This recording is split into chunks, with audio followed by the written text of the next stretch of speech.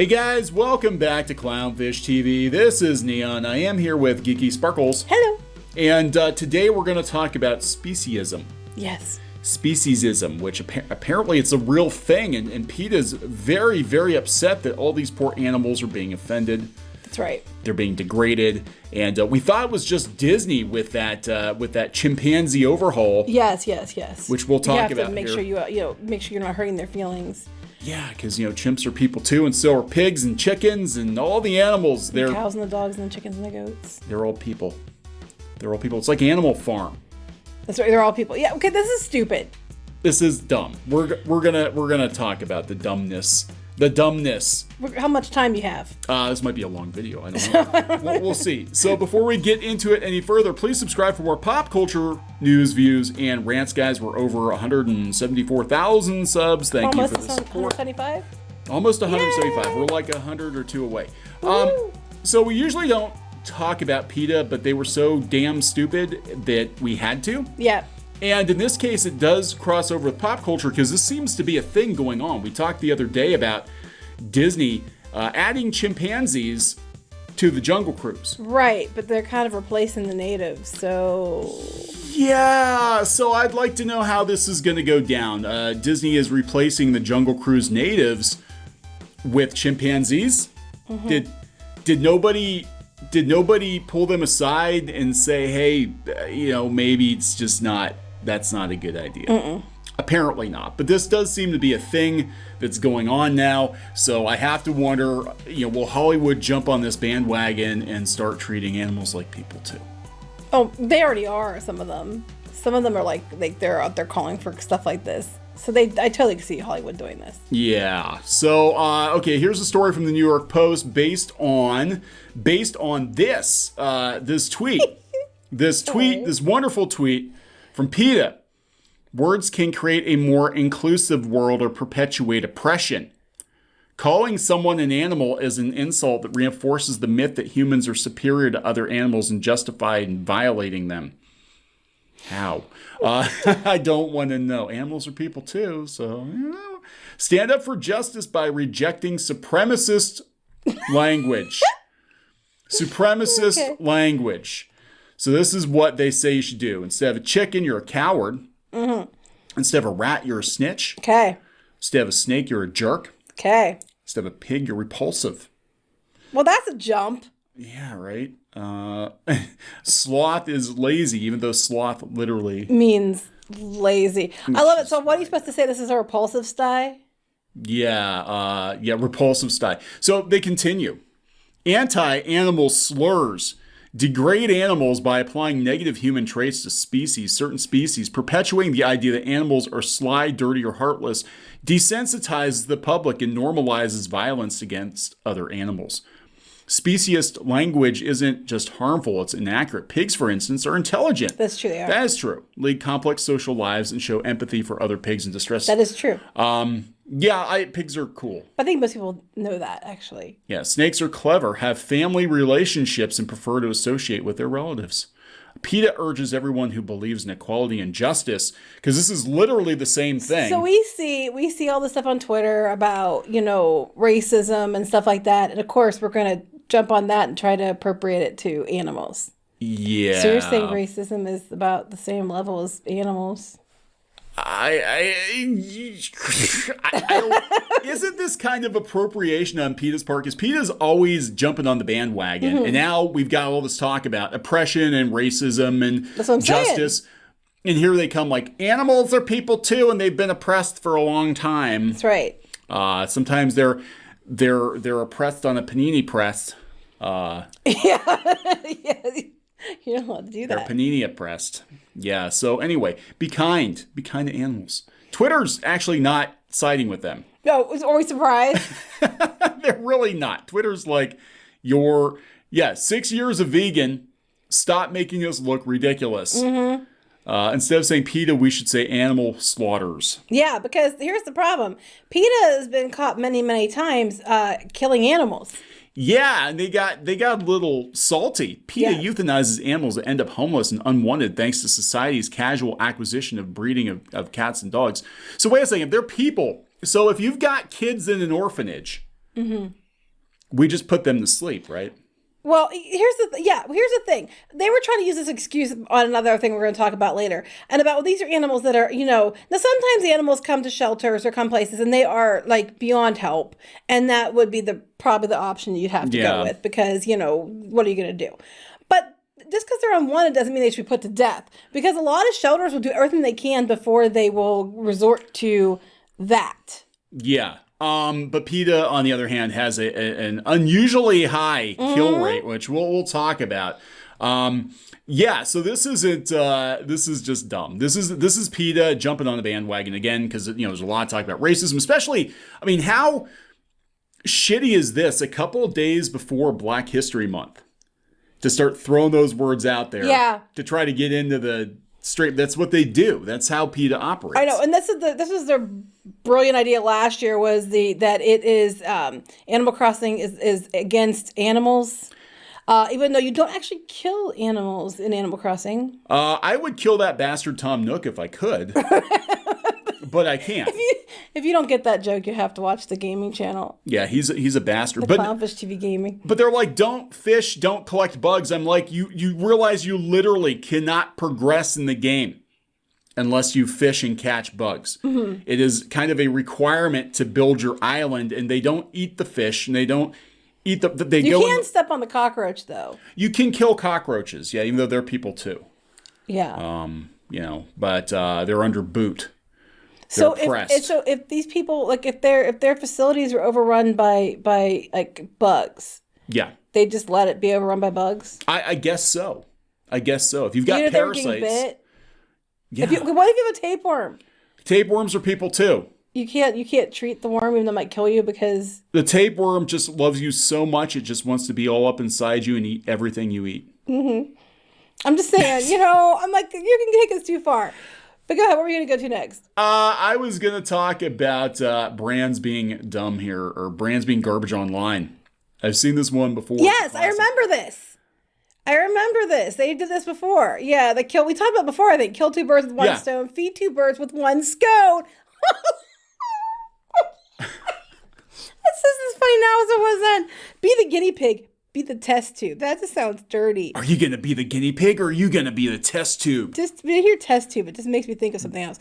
Beat a dead horse. Feed a fed horse. Oh, I thought it said feed a dead horse. Come on, Mr. Hooves, you can do it. Oh, Mr. Hooves is sleeping, Mommy. Mommy, Mr. Hooves is sleeping. Technically, these do work, but I just... Oh my God, call Swifty horse proctologist. Bring home the bacon. Bring home the bagels. Take the bull by the horns. Take the flower by the thorns.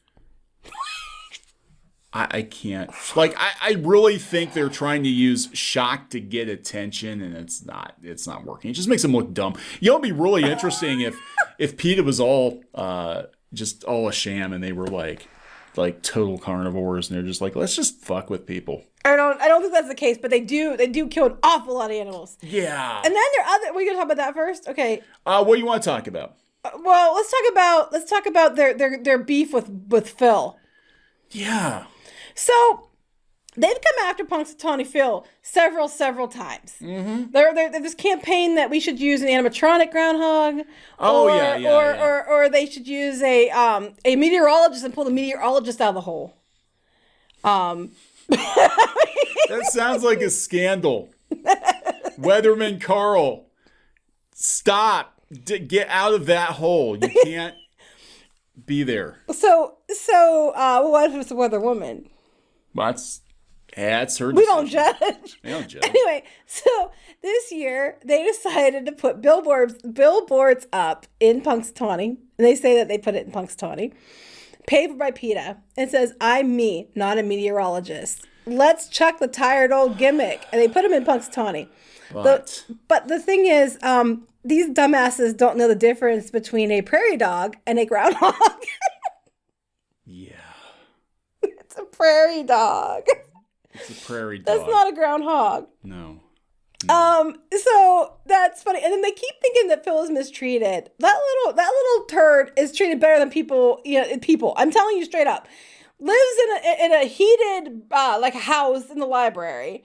all year round, has friends. They bring him, like, they can see it on Instagram. If you go to Instagram, they feed this guy like mangoes and bananas and all kinds of. Oh yeah, he's feasted on 3 bowls full of veggies. You know, the groundhog is not mistreated in any way. No, this has been an ongoing thing. Again, this is just they every year they do it. Anybody in the Pittsburgh area probably knows about it because they talk about it in the papers. And that's why they do this. That's why PETA does this. Joke's on them, though. Nobody's coming to Punxsutawney this year because it's all virtual. Yeah, it's virtual. They couldn't do Groundhog Day. So people are still coming, though, but it's virtual. But the thing about the groundhog too is the groundhog has a handler. And they don't just go all handling the groundhog either. It's just like 1 or 2 people that handle the groundhog. So because they don't want to be scared. And the groundhog, if it's scared, will go do 1 or 2 things. It'll go where it feels safest, whether that be in its burrow in the hole or into the arms of the handler. That's where the groundhog goes, and almost always it goes to the handler. If he's scared. Yeah, it's so like you can't his daddy. Like that. Trust me, no one is abusing that groundhog in any way, shape, or form. I can't speak for other groundhogs, but for Pennsylvania, I can assure you. You would rather it be roadkill. Yeah, and around here they shoot them. They do. I don't like that. It makes me very upset. See, I got a problem talking about this. It's hard for me because I am so I love animals so much that I don't like talking about animal cruelty in any way. It makes me really upset. But they shoot them here. They totally do. Yeah. They shoot everything. They shoot everything in Pennsylvania. Yeah, pretty much. Pretty much. That's, yeah. Anyway, everybody's... They would shoot these bunnies or mice or whatever the hell it's supposed to be, too. Well, one's got a bikini on. I don't know. They did see the head and they'd shoot.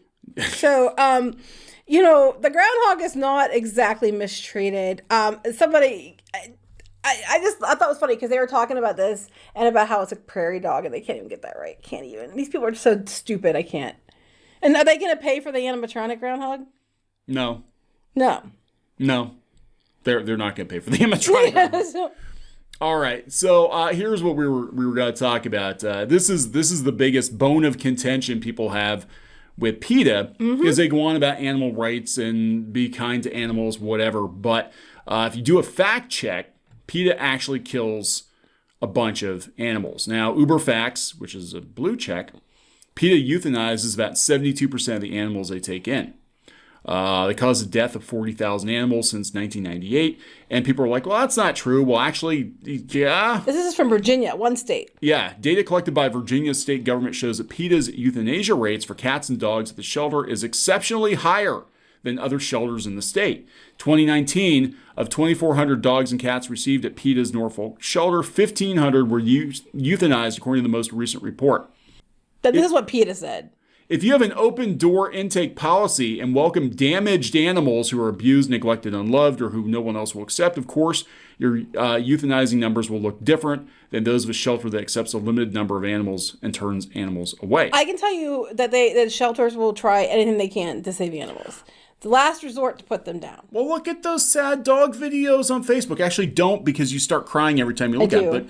But they bring dogs in that don't have any hair. They can barely walk. They can barely breathe. And then 2 months later, they're... Yeah, the shelters and the fosters. A lot of people foster animals. So shelters have too many animals. They'll send them into fosters.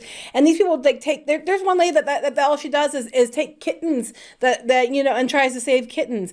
Our cat, Valentine, who did pass away a couple of years ago, he was older and he had a thyroid condition which enlarged his heart. One day he woke up and he couldn't even walk. Yeah. Okay? The cat couldn't walk. And we took him to the vet. And the vet was like, you know what? If it's my cat, I'd still try. So we tried. And you know what? I spent weeks holding that cat up and teaching that cat how to walk again.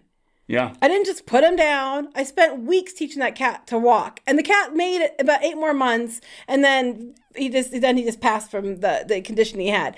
But that cat could walk when he died because I made sure to help that cat walk. Thing is, most people will do what they can. Shelters will do what they can. They only euthanize if they have to. So that's a load of shit, PETA. Yeah. Washington Post reported, and Washington Post is a pretty far left newspaper. They reported that in 2015, PETA euthanized more than 80% of animals in its care. a rate so shockingly high that Virginia lawmakers passed a bill in February unanimously to define a private animal shelter as a place where the primary mission is to find permanent homes for animals in this life, not send them to the next. So they had to make a law to stop PETA. Stop PETA. And they write this thing about why we euthanize and that. No, bullshit. Because you know what? I've saved animals personally. I know that there's shelters where we donate money to animal shelters. Our animals mostly come from shelters. They will do whatever they can do to save animals. They'll send them to fosters. They'll, there are vets that take animals they're going to put down and they turn around and do what they can do. And they keep there's animals at the different vets we go to that the vets have saved. Bullshit. That you just put them down because, they were too far gone. And then there's this story which makes me very upset. This is one of a couple stories like this. Yeah, I've seen a lot. I mean, this is why, beyond the fact that they're beyond parody, but I would never support PETA anyway because of this bullshit. 3 years old, I guess. I guess they took her. They took the dog. They have it on video. They took the damn dog off the property. Yeah, they said that PETA took the girl's unattended dog and put it down. The legal outcome ends in attempt, in effect, to put PETA on trial for euthanizing hundreds of animals each year. This is in Virginia. Again, Virginia's really cracking down on PETA. Yeah, they said the woman removed an unattended and unleashed Chihuahua named Maya, which was a Christmas present to 9-year-old Cynthia Zarate. Maya was put down later that day. A violation of a state law that requires a 5-day grace period. PETA was fined $500. But this is beyond the fact that they went in and took the dog. Like, it wasn't like the dog was just on the streets and everything else. That's not what happened. Yeah. I mean, they took the damn dog and then put the dog down. Yeah. It's ridiculous. Then PETA, I love their apology. PETA again apologizes and expresses its regrets to the Zarate family for the loss of their dog Maya. Doesn't bring the healthy dog back, does it? I thought you only euthanized dogs and animals that are really bad off and that they would have not survived any other way. I thought that's what you just said. And they took the dog and euthanized it that day. They didn't even wait a couple days. They didn't take it to the vet first to get a professional opinion. No, they didn't. They didn't try to see whose dog it was. It's not like the vet said, And a lot of times dogs are chipped. Yeah. Are they checking the chips? Oh, if your dog got loose, and it might not be any fault of your own because, the dog got loose and, it has a chip. We don't have to return it to you. We can just put the dog down because the dog's better off dead than you taking care of it, even though it might have been the dog slipped the leash or the dog ran past you or something. Yeah. I mean, at this point, I personally would say that I think a lot of people would agree with me that, I wouldn't listen to a damn thing PETA says. No. And I mean, so if everyone wants to laugh at PETA for being effing stupid, by all means do so, because their new campaign not to use chicken or sloth or any of this stuff is this as dumb as they are. And then one friend on Twitter had sent this over too, and they said this was from a couple of years ago. Go down here. This is from PETA. Okay? Click on it. Okay. Meat is too chicken to go vegan. Meat is the number one cause of global warming. I thought you weren't allowed to use chicken in that way. Thanks to Master of the TDS. You're not allowed to use, I thought they said you could use, that's speciesist. Speciesist. To say chicken, and they literally have an ad with chicken in it. Yeah, is that Al Gore? No idea. I'm just saying, they use it themselves. But, no one else should use it. So they're trying to stop Groundhog Day. Yeah. They're trying to tell people what they can and can't do. They're trying to stop Animal Crossing. They're trying to tell everybody what language they should be able to use for animals' feelings as they're literally going into people's houses, taking up pets and putting them down. Yeah, I would say just ignore them. They're obnoxious. And so I'm glad don't give them money. All the money that you've been given to PETA to help animals is going to stuff like this, going to these campaigns where you don't want to hurt, their feelings. I'm sure if I said, oh, you're a dog, Sir Charles Toasty Butternuts Pendragon III would not be like, how dare you? Be like, guess I am a dog. Give me some treats and scratchies. Yeah. He would be like, oh, you're saying they're cute. You say I'm cute. So, I mean, he's not personally offended. But you know what? I think this is, we were joking about Disney. We were joking, and I seriously got to wonder if they're not listening to this kind of bullshit. Being like, we have to make sure that we take the monkey's feelings into consideration. Not realizing how bad it looks to replace brown-skinned native characters with chimpanzees. Right. I like how you put over here, we really didn't think this through. They did not think this through. It's whatever, that's the problem with political correctness is they usually chase one aspect of it, ignoring all the other possible entanglements. Just really, really freaking stupid. So we're going to wrap this up. Yeah. Okay, so please subscribe for more pop culture news, views, and rants, guys. We'll talk later. Bye.